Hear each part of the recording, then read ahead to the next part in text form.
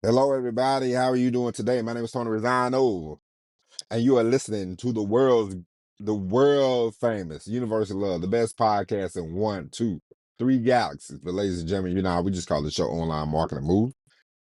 We are coming to you live today. Today is July the 26th, 2025. Ladies and gentlemen, come on in. Today we're gonna have a great show today.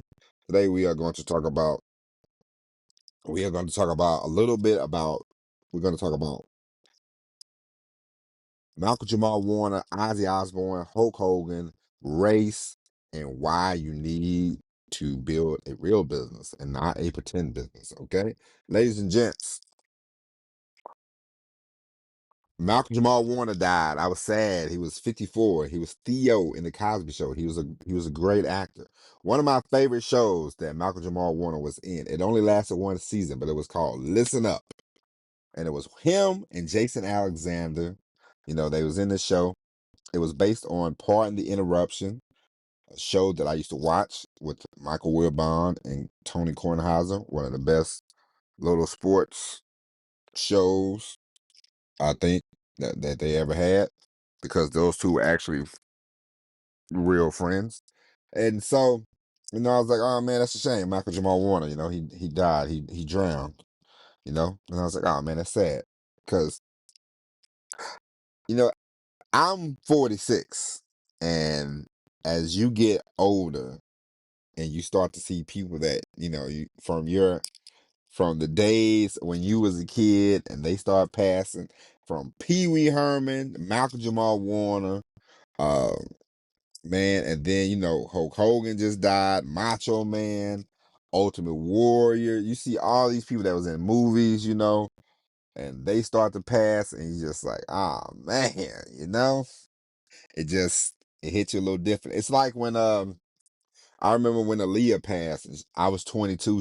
We was born the same year, like we was born the same year, and so it was just different. I remember when Kobe died. I'm like, ah man, because you're around the same age, and you watch this guy play basketball for like 20 years, and you're like, you see Cole. Whenever you see people that and you're in the same age group with, it don't matter, like when you see a classmate pass, you're like, ah man, come on, man, it's like, oh man, you already know that, this this life is not promised. There's an end, but you're like, man, I wanna go a little longer. But so, Michael Jamal Warner died, Ozzy Osbourne died. I watched a couple of episodes of his reality show. I knew who Ozzy Osbourne was. I seen him, seen him on TV, seen his wife. I probably seen more of his wife than I actually see him and his kids, and it's like, oh, that's cool, Ozzy Osbourne, he passed, but he was 77, so you're like, and he was sick, and my wife said he did a show, and he knew it was gonna be his last show, so I was like, well, that's cool. Then of course, Hulk Hogan, he died. Hulk Hogan died, and I was like, ah, man, and I was like, that's a shame. That's a shame, brother. And Hulk Hogan was a global superstar, and he took wrestling to new heights. Him and Vince McMahon, you can't really say, professional wrestling without thinking of Hulk Hogan. I know before they had, in the territory days, they had great people, Bruno Sammartino, Nature Boy Buddy Rogers, you know, uh, Jada King Lawler, he was big in Memphis. They had all these people. In LA, they had big superstars. Texas, they had the Von Erichs. They had Terry Funk.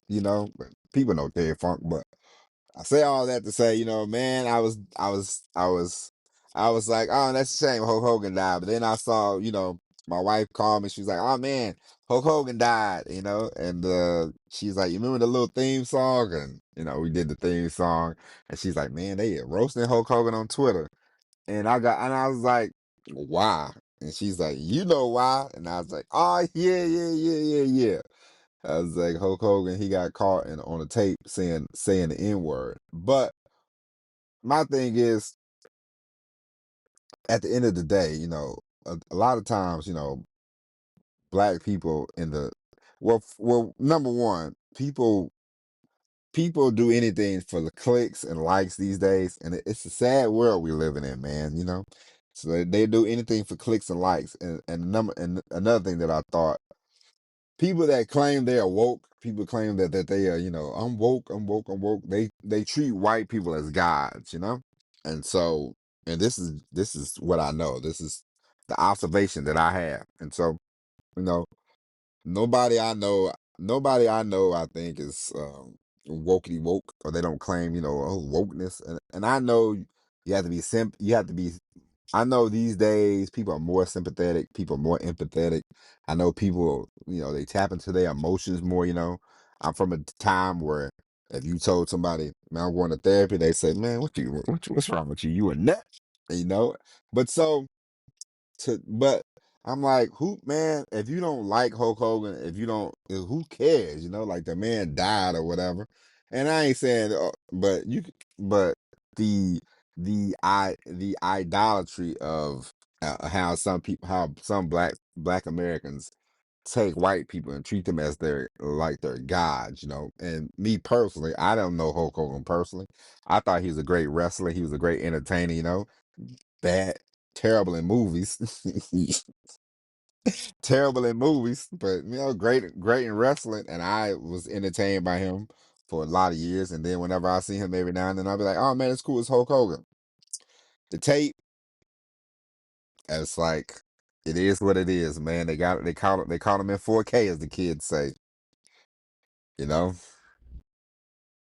But you know, to sit there and just try to, badmouth the man and all this and all that all day long for attention, clicks and likes, and to treat white people as gods is not the way to go. It is not the move to make. You can do better. I wrote this article, and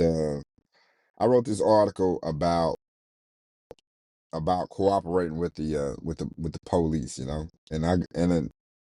I thought about this because, far too often, like I told you, the racial discussion, it's old as dirt, and it's tiresome, and so we would not broach this subject that often on this show. But I got to thinking, you see it all the time. You see, it's like, if you go on social media, you would think we in the '60s, but if you just walk around in real life and you don't, and you're not on the phone, or you don't live in your phone all the time, you will realize it's not that bad. I was in Florida one day, just walking down the street in Florida, Tampa, I believe I was, for work. Just walking down the street. I'm walking down the street. I saw this lady. It was a white. She was opaque. She was white. Okay. She just walking down the street. Car pulled up.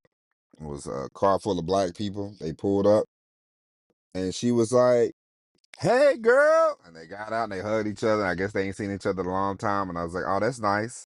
And then you see it, all the time. I got to thinking one day when I was me and my sister-in-law, she happens to be she's not black.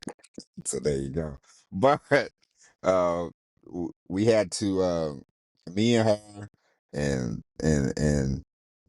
her and my brother-in-law, sister-in-law's son, and my child, we all went miniature golfing, and it was nice, and nobody was like, no racial tension was was going on. And so I just think it's like, you know, who who focuses on race that much? Like, I get it, man. Like, listen, the black, like, it's 2025. You don't got it that hard, okay? People say they are not their grandparents. You damn right you not, okay? Because your grandparents was a whole lot tougher than you were. My parents, they were a lot tougher than me. I'm gonna be a lot tougher than my than my child. It's just the way it is, and there's nothing wrong with that. I mean, she could be tough, but I don't want her to. I want her to have challenges, and there would be pushbacks in life.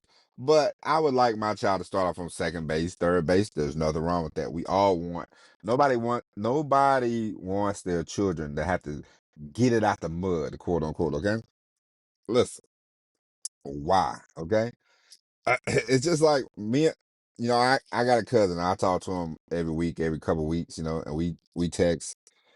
We keep in contact, and we grew up in the same town. There was a town of 3,000 people, and those 3,000 people, some people choose to stay, some people do not. Okay, it's just the way it is. You can stay if you if if my dad would have worked at the power plant. It's like one of the best jobs you can get around there. If my dad worked at the power plant, my brother would still be living in that town because my brother would have took that job. my my brother would have took that job right as soon as he got 18. He would have took a job at the power plant, and he still be there today. Okay, it's just the way it is. But my dad did not work at the power plant. Okay, and so I don't know. I don't know. I can speak for my brother because I know my brother. But I don't know if I would have I might would have took the job for a little bit, but I don't know if I would have stayed. That's just me personally. Because I never thought that I would be living there after a while. Once I got a certain age and I started taking trips.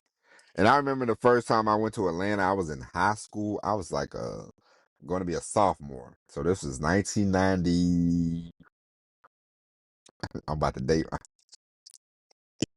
1994, kids. Let's get into the time machine.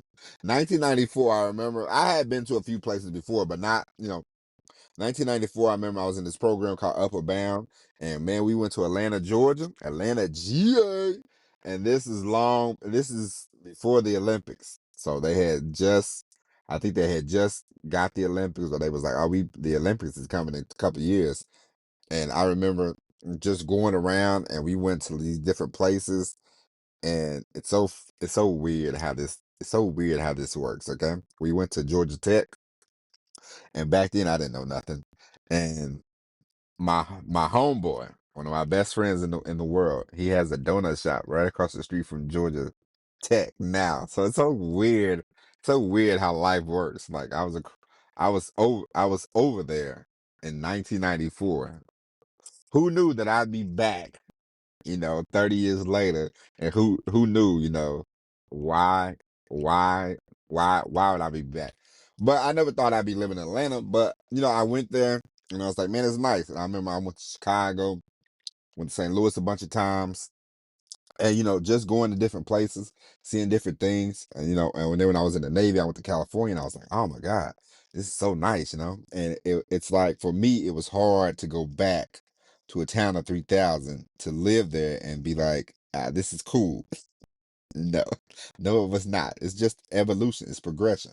What I'm saying all this to say, man, I I I don't I can't I live life, and if you really live in life, you know, yeah, there are things that happen, there are bad things that happen, there are good things, there are bad things that happen, but to sit there and think that everybody, that is, that doesn't look like you, doesn't sound like you, is racist, is crazy. And to hold white people up to a certain, thing, to treat them like gods, is crazy work to me. It's like, man, please. I know who I am. I know in my mind, I am great. I am perfectly fine who I am.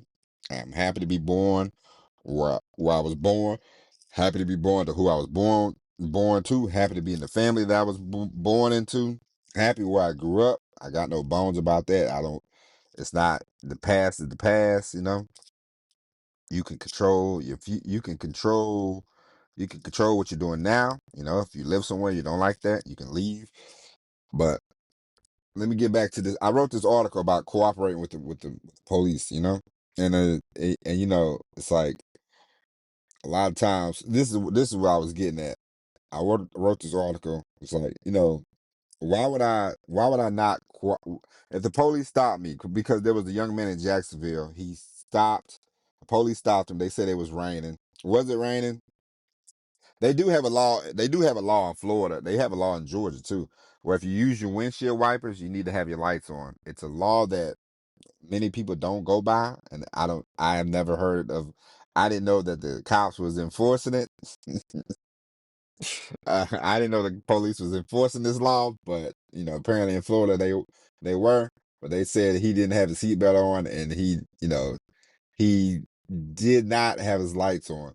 Now I have been stopped by the police one time for not having a seatbelt on, and I laughed about it, man. It's not a big deal. But for me, what I'm telling you, what I'm getting at, we're gonna wind this race thing up, because it's not that bad as people perceive it. But that's neither here nor there. But what I'm telling you is, you are an American citizen first. Before you're a black person, before you're a white person, you're an American citizen. You have rights. You have the law on your side. You can't tell me, man, this is 2025, man. This ain't 1960. They're not hunting you with dogs. When the police interact with you, you're not. It's a 99% chance you ain't gonna get arrested. You're not gonna get shot. You might get a ticket. That's about it. The last time I got stopped by a police officer, I was in Missouri. I was doing 70, going to my cousin's wedding. He stopped me. He said, "You know how fast you were going?" He said, "You was doing 70 to 60." I said, "To be honest with you, man," I said, "I'm from here. I don't live here anymore." And I really thought this was the interstate, and I was just doing 70 because, force of habit. He laughed. I laughed. He took my ID. He said, "All right, man, hey, slow down. Have a nice weekend. Thank you." That was it. But what I'm telling you is, you stop, this police stop you, man. Then you come out with an attitude, because the guy in the video in Florida, he started off with an attitude like, "Oh, why y'all stopping me?" Like, they got a job, man. Even though some police officers, yeah, we know some police officers, they become police officers so they can have power. We all know this, But for every one of them, there are plenty of others that's like, "Hey, man, just, I'm just trying to do my job, okay?" And so the guy, he had an attitude. The cop had an attitude too. So you got two dudes, two guys with attitudes, and when you get two men with attitudes, it's never gonna go well. So you got these two dudes, they got attitudes, and all you're gonna get is a bunch of shenanigans and a bunch of BS. And that's what happened. So the guy, he shut his door. He was like, "Nope, call your supervisor, call your supervisor." All he had to do was just get the people his ID. He did not. They broke his window because they were more than happy to break the window. Now you're doing the thing they want you to do. Now you are getting into the web of if this is what we're going with, you're going into the web of the police. And so why do that? Just give them your ID and be like, "Man, I'm going to see." After you get done with the interaction, you can seek legal counsel, because they're not gonna put you in jail. You are not a criminal, okay? Unless you have a criminal record, they're not gonna put you in jail, okay? So you, after the fact, and if you don't like the way the sheriff is running things in your town, or you have all the rights as an American citizen to go down there and to do justice, go to meetings. You can go to meetings, you can go to civic meetings, you can write your congressman. I write my congressman. I've written more than enough Congress people. They send me letters, they send me emails. And now I'm on the newsletter of three or four people where I live, their little newsletter of what kind of changes we're making. And I keep up with the local news. And this is what you have to do as an American citizen. Instead of waiting for the police to show up, and then you're like, "Oh, the police, they're so blah blah blah." No, why don't you interact with the police, learn what they do, learn about them, learn how they have their procedures, yada yada yada. You can do all this. You got more than enough time. Everybody wants to be on TikTok dancing and all this BS. but you're an American citizen. You have rights. You have all the rights in the world. You can make changes. You can make a difference. You can affect laws. You can affect legislation. We have to stop acting. We have to stop playing victim. Okay, stop pretending like you're a victim. You're not a victim. You know. Yes, should the police officer hit that kid in the face? No, of course not. But if you just, instead of having the attitude, man, you listen, you know, if you just give them people your license, they're gonna give it back to you, and they're either gonna write you a ticket, give you a warning, but they're gonna send you on your way. Now you get punched in the face. Now you get your window broken. So you gotta get your window fixed. Your face hurts, your teeth are chipped. Then you get Ben Crump on the case. And when you get Ben Crump on the case, are you really looking for justice, or are you really looking for a payday? Okay? We all know Ben Crump is looking for paydays. Okay? Um, I'm just saying, we have to get off this kick about, man, oh man, it's bad out here. It's bad. They hunting black people. They seeking black people. They ain't. They're not. Okay? It's ridiculous at this point. And every time I see it, I'm like, God, come on, man. It's listen, I think,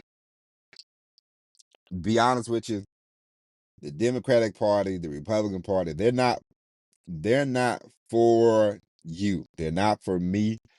If you're working and you're in the middle class, you need to find a new party. Okay? You need to find I'm just telling you what I know. You need to find a better party, because Republicans super wealthy, super, you know, and I always chuckle when you see the brokers, the broke people talking about the Republicans. Okay. The Democratic Party, they're getting more and more elitist, LA, New York. They want your vote when it's time to vote, but you never see them. You never see them in the right neighborhoods. You never see them in the working class neighborhood until it's time to get a vote. And then all of a sudden, they're like, let's roll up our sleeves and let's wear flannel shirts and let's show the people that they're a part of us.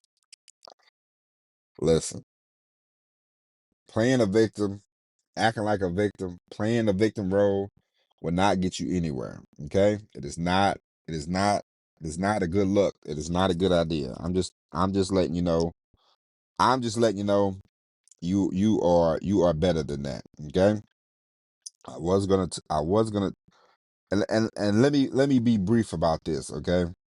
Um, one bad thing about trying to play the race thing. There's black people that scam, okay? And listen, if you fall for a scammer, you fall for a scammer at this point in life. But I saw this guy. He's a top notch scammer. Okay, his name is Keenan Williams. Okay, he calls himself a doctor. He probably went to the University of Muckety Muck online and got a degree. Because if you get a degree, or if you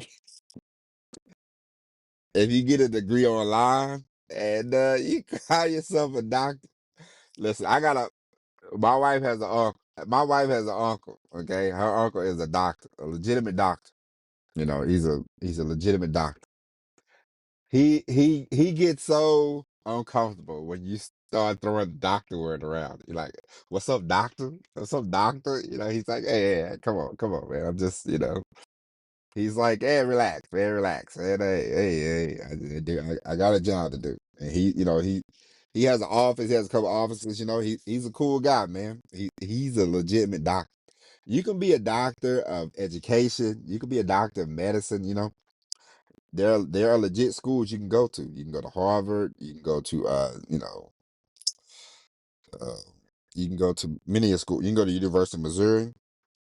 You can go to University of Virginia. You can go to University of Florida. You can become a doctor.